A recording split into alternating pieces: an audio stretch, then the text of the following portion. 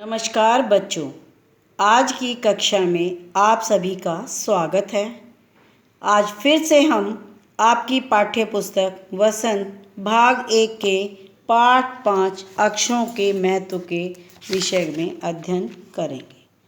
बच्चों, पिछली कक्षा में हमने अक्षरों का महत्व पाठ का अध्ययन किया था और जाना था कि किस प्रकार अक्षर हमारे जीवन में आए और किस प्रकार इन अक्षरों का विकास हुआ और कैसे मानव ने इसकी खोज की। तो आज हम इस पाठ के अभ्यास को करेंगे। तो पहला है इसका निबंध से, जिसके अंतर्गत 3 प्रश्न आपको दिए गए हैं। तो इसका पहला प्रश्न है, पाठ में ऐसा क्यों कहा गया है कि अक्षरों के साथ एक नए युग की शुरुआत हुई। बच्चों, किसी भी देश का इतिहास तब शुरू होता है जब उसके विचार हमें लेख या लिखित रूप में मिलने लग जाते हैं। तो अक्षरों की खोज होने से आदमी अपने विचार और हिसाब किताब को लिखकर रखने लगा और इसी प्रकार एक नए युग की शुरुआत हुई। क्यों? जब मनुष्य के पास अक्षर आ गए तो उसने अपने भावों को, अपने हिसाब किताब को लिखना शुरू कर दिया। इस प्रकार एक नए युग की शुरुआत हुई। अक्षरों की खोज का सिलसिला कब और कैसे शुरू हुआ। बच्चों, अक्षरों की खोज का सिलसिला लगभग 6000 साल पहले शुरू हुआ। पहले अपने भावों को आदमी क्या करता था? चित्रों के द्वारा व्यक्त करता था और यही विकसित होकर भाव संकेत हुए और यही भाव संकेत विस्तृत होकर अक्षर के रूप में हमारे सामने आए। तो इस प्रकार अक्षरों का सिलसिला कैसे हुआ कि पहले हमारे भाव उत्पन्न, चित्र उत्पन्न हुए, चित्र से भाव उत्पन्न हुए और भाव से हमारे अक्षर उत्पन्न हुए। अब अगला प्रश्न है, अक्षरों के ज्ञान से पहले मनुष्य अपनी बात को दूर दराज के इलाकों तक पहुंचाने के लिए किन किन माध्यमों का सहारा लेता था। अर्थात मनुष्य अपनी बातों को दूर दराज तक किस तरह पहुंचाता था। तो मनुष्य अपने अक्षरों के ज्ञान से पहले पशु पक्षियों, आदमी तथा अन्य वस्तुओं के चित्र बनाकर अपनी बात दूसरों तक व्यक्त करता था। अर्थात जब उसको कुछ कहना होता था तो मनुष्य पशु पक्षी आदि का चित्र बनाकर वो उसको भेज देता था। इस प्रकार वो अपने विचार दूसरों तक पहुंचाता था। अब आते हैं हम निबंध से आगे। इसके अंतर्गत आपके 4 प्रश्न दिए गए हैं। तो पहला प्रश्न है, अक्षरों के महत्व की तरह ध्वनि के महत्व के बारे में कितना जानते हो, लिखो। तो जैसे आपने इस पाठ में पढ़ा कि अक्षरों के महत्व के विषय में क्या क्या है, तो अब इसी तरह हम ध्वनि के महत्व के बारे में बताएंगे। तो अक्षरों का क्या है? अक्षर लिखित रूप है, जबकि ध्वनि जो है मौखिक रूप है। अक्षर के द्वारा, अक्षर में क्या है? लिखित रूप में हम अपने विचार लिखकर प्रकट करते हैं, जबकि ध्वनि के माध्यम से हम अपने विचार बोलकर या सुनकर करते हैं। तो ध्वनि का भी हमारे जीवन में उतना ही महत्व है जितना अक्षर का, क्योंकि ध्वनि से ही अक्षर का निर्माण होता है। जिस प्रकार बिना बोलती फिल्म को हम देखें तो हमें आनंद नहीं आता, बल्कि हम बोलती हुई फिल्म को देखें तो उसमें आनंद आता है, या आप किसी भी चीज़ को बोलते देखें तो उसमें ज़्यादा आनंद आता है। तो ध्वनि का भी हमारे जीवन में बहुत अधिक महत्व है। मौखिक भाषा का जीवन में क्या महत्व है, इस पर आप शिक्षक के साथ बातचीत करें, अर्थात मेरे साथ बातचीत करेंगे। तो अभी तो हम आमने सामने कर नहीं सकते, जब कक्षाएं शुरू होंगी तब करेंगे। तो वैसे मैं आपको बता देती हूँ कि मौखिक जीवन का हमारे जीवन में बहुत महत्व है, क्योंकि हम अपने विचारों को पहले बोलकर प्रकट करेंगे, बात को सुनकर समझेंगे। तो इसलिए मौखिक भाषा जो है वो हमारे जीवन में बहुत आवश्यक है। हर वैज्ञानिक खोज के साथ किसी न किसी वैज्ञानिक का नाम जुड़ा होता है, लेकिन अक्षरों के साथ ऐसा नहीं। क्यों भाई? ऐसा इसलिए नहीं है क्योंकि जब भी किसी ना किसी, अब गुरुत्वाकर्षण की खोज की, किसी भी मतलब रेडियो की किसकी की, वो किसी ना किसी व्यक्ति का उसके साथ नाम जुड़ा हुआ है। वो क्या है? एक अकेले व्यक्ति ने की है, जबकि अक्षरों की खोज किसी एक व्यक्ति के द्वारा नहीं की गई है। ये तो अलग अलग भाव आए, अलग अलग अक्षर अलग अलग व्यक्ति ने दिए। इसीलिए अक्षरों के साथ ऐसा नहीं है कि इसके साथ किसी वैज्ञानिक का नाम जुड़ा हो।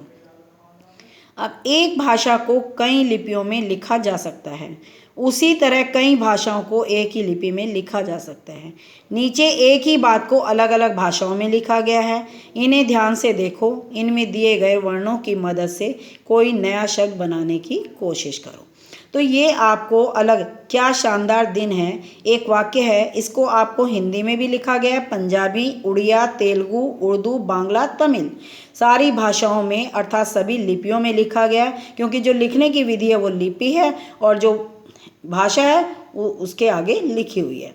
तो इन वर्णों की सहायता से कोई एक नया शब्द बनाने की आप भी कोशिश कर सकते हैं। भाई आपको हिंदी आती है, अंग्रेज़ी आती है, उर्दू और ये नहीं आती तो आप फिर भी इसमें बना सकते हैं कि आपको जो भी भाषा आती है उसके अनुसार आप इसमें बना सकते हैं। अब अनुमान और कल्पना कि आप क्या अनुमान लगाते हैं और क्या कल्पना की गई है इसमें। पुराने ज़माने में लोग यह क्यों सोचते थे कि अक्षर और भाषा की खोज ईश्वर ने की थी। ऐसा इसलिए सोचते थे क्योंकि अक्षर नहीं थे, और जब अक्षर नहीं थे तो किसी भी युग का इतिहास नहीं लिखा जा सकता, और इतिहास से ही हमें पिछले युग की बातें पता लगती हैं। जब ऐसा कुछ भी नहीं था तो मनुष्य ने क्या सोचा कि ज़रूर जो ये अक्षर है ये ईश्वर की देन है, इसको ईश्वर ने हमें प्रदान किया है। इसीलिए वो लोग ये सोचते थे कि अक्षर जो हैं हमें ईश्वर ने प्रदान किए हैं। अब आती है अक्षरों के महत्व के साथ ही मनुष्य के जीवन में गीत, नृत्य और खेलों का भी महत्व है। कक्षा में समूह बातचीत करके महत्व के जानने के लिए इकट्ठा करो। अब इसमें भी आप ऐसे ही करेंगे। अभी आप इसको नहीं कर सकते क्योंकि आप अभी अलग अलग हैं सारे बच्चे, जब आप कक्षा में आ जाएंगे। लेकिन फिर भी मैं आपको इसको थोड़ा सा एक्सप्लेन कर देती हूँ कि अक्षरों के साथ साथ मनुष्य के जीवन में गीत, नृत्य और खेलों तीनों का महत्व है, क्योंकि गीत और नृत्य हमारे जीवन में मनोरंजन पैदा करते हैं और खेल से हमारा शारीरिक विकास होता है। जब मनुष्य को अपने चहुमुखी विकास के लिए हर क्षेत्र में विकास करना, मानसिक, शारीरिक आदि सभी विकास करने होते हैं, तो इसलिए इन तीनों का भी हमारे जीवन में बहुत ही महत्व है। अब आता है क्या होता अगर। सोचिए, आप कल्पना कीजिए हमारे पास अक्षर ना होते। मान लीजिए आपके पास अक्षर ना होते तो क्या होता। आप अपने विचार लिखकर प्रकट नहीं कर सकते थे, और भाषा ना होती तो आप अपनी भाषा बोल ही नहीं सकते थे। अपने विचारों को आप ना तो प्रदान कर सकते थे और ना उनको ले सकते थे, क्योंकि जब आपके पास भाषा नहीं तो आप ना बोलोगे, ना सुनोगे, ना लिखोगे। तो ये है कि अगर ये चीज़ें हमारे पास ना होती तो क्या होता। अब आते हैं व्याकरण संबंधी भाषा की बात पर। अनादि काल में रेखांकित शब्द का अर्थ है जिसकी शुरुआत या आदि ना हो, अर्थात काल से पहले क्या लगाया गया, अनादि। यह शब्द मूल शब्द के शुरू में जोड़ने से बना है। तो ये अनादि, जिसका अन ना हो तो अनादि में अन प्लस आदि दो शब्द हैं इसमें, तो हमने आदि से पहले अन लगा दिया तो ये क्या कहलाया, इसका उपसर्ग, अर्थात शब्द से पहले जुड़ने वाले शब्दांश उपसर्ग कहते हैं। तो कुछ शब्द आपको दिए गए हैं जिनमें उपसर्ग लगे हुए हैं, आपने उनके उपसर्ग अलग करने हैं। जैसे सफल मूल शब्द है, इसमें ए लगा रखा है तो ए प्लस सफल। अनुचित अन प्लस उचित। अपरिचित अ प्लस परिचित। अदृश्य अ प्लस दृश्य। अनावश्यक अन प्लस आवश्यक। अनिच्छा अन प्लस इच्छा। अर्थात हमने देखा कि कुछ शब्दों में ए प्रत्यय लगे हैं, कुछ में अन लगे हुए हैं। अब आते हैं अगले प्रश्न पर। वैसे तो संख्याएं संज्ञा होती हैं, पर कभी कभी ये विशेषण का काम भी करती हैं। अब जैसे नीचे लिखे वाक्य को आप ध्यानपूर्वक पढ़ें। हमारी धरती लगभग 5 अरब साल पुरानी है।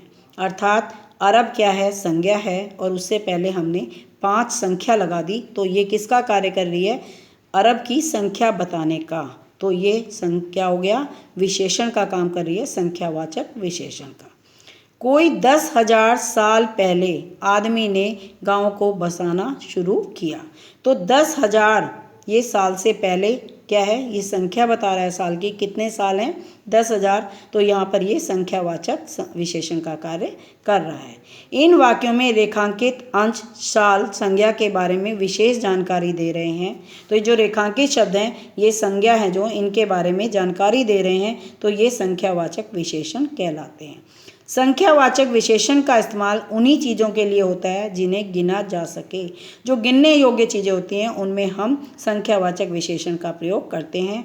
जैसे 4 संतरे, 5 बच्चे, 3 शावक आदि। पर यदि किसी चीज़ को गिना नहीं जा सकता तो उसके साथ संख्यावाचक शब्दों के अलावा मापतोल आदि के शब्दों का इस्तेमाल किया जाता है। तो कई बार क्या होता है, जिनको गिना नहीं जाता तो संख्या जरूर होती है उसमें, लेकिन उसमें मापतोल के लिए जो हम इकाई यूज़ करते हैं उसका प्रयोग होता है। जैसे 3 जग पानी, हम इसको गिन नहीं सकते, नाप सकते हैं, तो ये क्या होगा, संख्या, ये होगा आपका परिमाणवाचक विशेषण। तो ये रेखांकित शब्द जो हैं परिमाणवाचक विशेषण है, क्योंकि इनका संबंध मापतोल से है तो इसीलिए इनको परिमाणवाचक विशेषण कहा गया है। तो अब आगे आपको शब्द दिए हैं, इनके आगे आपने लिखना है छांटकर। जैसे खीर दिया है तो खीर से पहले आप क्या लिखेंगे, कौन सा आएगा, परिमाणवाचक क्या आएगा बताइए। कि कटोरी खीर, 3 कटोरी खीर, कितना है, 3 कटोरी खीर, 6 मीटर कपड़ा, 2 कप कॉफ़ी, 1 गिलास दूध, 2 एकड़ जमीन, 1 ट्रक रेत, 5 किलो बाजरा, 3 लीटर तेल। तो हमने क्या है, कहीं पर संख्या लिखी तो इनका हमने यहाँ प्रयोग किया। अब है कुछ करने को, जो आप रचनात्मक कार्य कर सकते हैं।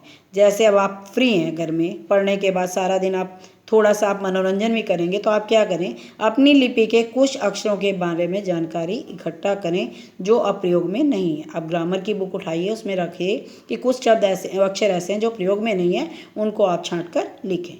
प्रचलित नए अक्षर जो अब प्रयोग में आ गए हैं, अब कुछ और नए प्रचलित अक्षर जो आ गए हैं प्रयोग में, उनको भी आप इकट्ठा कर सकते हैं। तो ये मैं आपको अभी इसके विषय में नहीं बताऊंगी, क्यों, क्योंकि आप इसको खुद करेंगे, ये रचनात्मक कार्य है, तो आप उसके बाद मुझे दिखाएंगे। लिखित और मौखिक भाषा के हानि लाभ के बारे में, तो क्या हमें लिखित भाषा से लाभ है, क्या हानि है मौखिक भाषा से, तो ये भी आप आपस में ही डिस्कस करेंगे। अक्षर ध्वनियों के प्रतीक होते हैं। उदाहरण के लिए हिंदी, उर्दू, बांग्ला आदि शब्दों के प्रत्येक अक्षर के लिए उसकी ध्वनि निर्धारित है। कुछ चित्रों से भी संकेत व्यक्त होते हैं। नीचे कुछ चित्र गए, उनसे क्या संकेत, तो ये आपने देखा होगा जब आप सड़क पर चलते हैं तो कुछ संकेत दिए होते हैं टर्न ऑफ के, तो ये आप अपनी हेल्प से करें, इसको देखें, समझें। और आपने जो चित्र देखे हैं ये आप देखे होंगे मुड़ने के और इसके होते हैं, तो ये आप करेंगे अपने आप। अपने आसपास के किसी मूक बधिर बच्चे के स्कूल में जाकर, अभी आप ये नहीं कर सकते क्योंकि ना बाहर निकल सकते, घर में ही हैं आप, तो बच्चों जो मैंने समझा है इसको ध्यान से पढ़ें, और जो प्रश्नों के उत्तर मैं आपको भेजूंगी उनको अपनी फेयर नोटबुक में आप लिखेंगे। धन्यवाद।